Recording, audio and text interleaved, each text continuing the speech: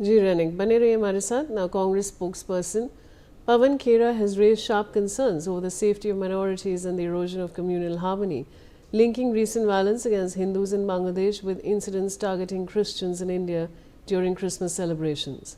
Questioning the direction India was heading towards, Khera asked whether the country risks mirroring the situation in Bangladesh, where minorities have faced mob violence. He asked, do we want India to become like Bangladesh because atrocities are committed against minorities there? Will we also commit atrocities against minorities here? What kind of India do we want? Let's in fact listen into what he said.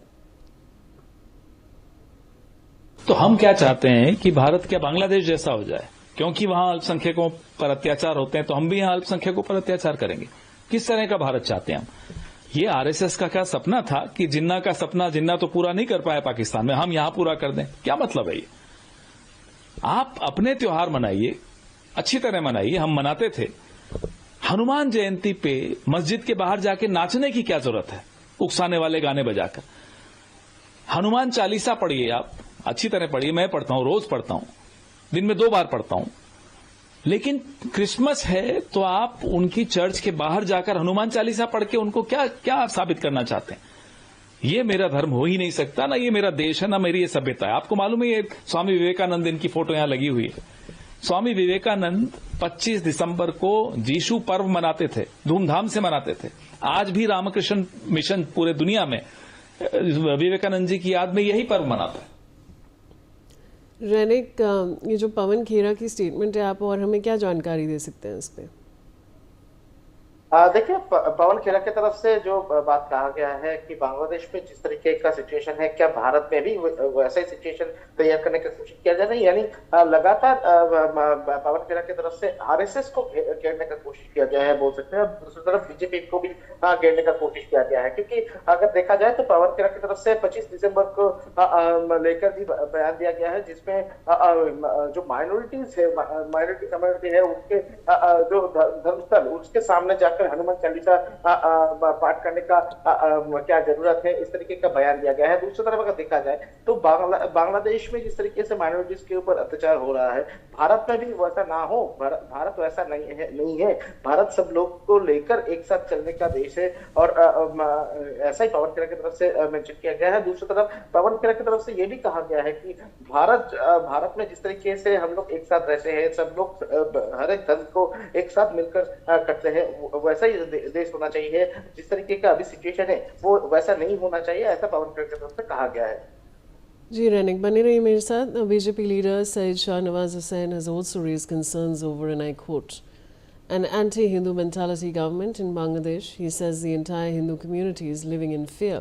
The action Bangladesh is taking are unforgivable. Bangladesh should not forget that its actions will damage its own image. Let's listen in. Bangladesh में हिंदू विरोधी मानसिकता वाली सरकार है. हिंदुओं को target किया जा रहा है, अल्पसंख्यकों को मारा जा रहा है.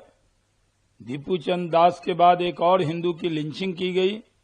बांग्लादेश की सरकार, वहां की पुलिस, वहां की सेना, वहां की इंटेलिजेंस एजेंसी और कुछ विदेशी ताकतें वहां के हिंदुओं पर अत्याचार में शामिल हैं. पूरा हिंदू समाज डरा और सहमा हुआ है. जिस तरह की हरकत बांग्लादेश कर रहा है वो क्षमा योग्य नहीं है. पूरी दुनिया को बांग्लादेश का संज्ञान लेना चाहिए. भारत सरकार ने भी इसका संज्ञान लिया है. जिस तरह बांग्लादेश के अंदर हिंदू समाज को प्रताड़ित किया जा रहा है, प्रताड़ना हो रही है, ये बहुत दुखद और दुर्भाग्यपूर्ण है.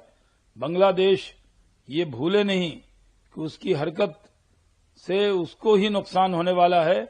पूरी दुनिया में उसकी छवि एक कट्टरपंथी राज्य के तौर.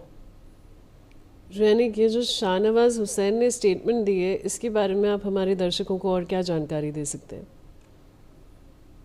देखिए, बीजेपी लीडर शाहनवाज हुसैन की तरफ से जो बयान दिया गया है, ये बांग्लादेश का जो फिलहाल परिस्थिति उसको लेकर है, क्योंकि बांग्लादेश में लगातार दीपू चंद्र दास का घटना के बाद जिस तरीके से चर्चा चल रहा था, उसी बीच में कल अमृत मंडल नाम के एक 29 साल के हिंदू युवक को पीट कर हत्या किया गया है. और ये मामले घटना को लेकर भी अभी बीजेपी जो है वो बांग्लादेश सरकार के ऊपर आरोप दे रहे हैं। दूसरी तरफ अगर देखा जाए तो बांग्लादेश में जो सरकार है उनके खिलाफ में लगातार आरोप आ रहे हैं कि उनके तरफ से माइनॉरिटीज को सुरक्षा देने में वो नाकाम रहे हैं, उनकी तरफ से सही तरीके से सुरक्षा नहीं किया जा रहा है, तो इसी इशू को अभी हथियार बनाने का कोशिश किया जा रहा है। दूसरी तरफ अगर देखा जाए तो बांग्लादेश में जिस तरीके से लगातार हिंदुओं या माइनॉरिटीज के ऊपर हमले का घटना घट रहा है, इसका निंदा पूरा भारत में हो रहा है, पूरा भारत में भी इसका प्रोटेस्ट हो रहा है। तो उसी बीच में बीजेपी की तरफ से भी अभी दावा किया जा रहा है कि बांग्लादेश का जो सरकार है वो एकदम नाकाम हो चुका है और उनकी तरफ से माइनॉरिटीज का जो सुरक्षा उसका इंतजाम नहीं किया जा रहा है। जी रैनिक, बहुत बहुत शुक्रिया जानकारी के लिए। Now, according to reports, a Chinese-made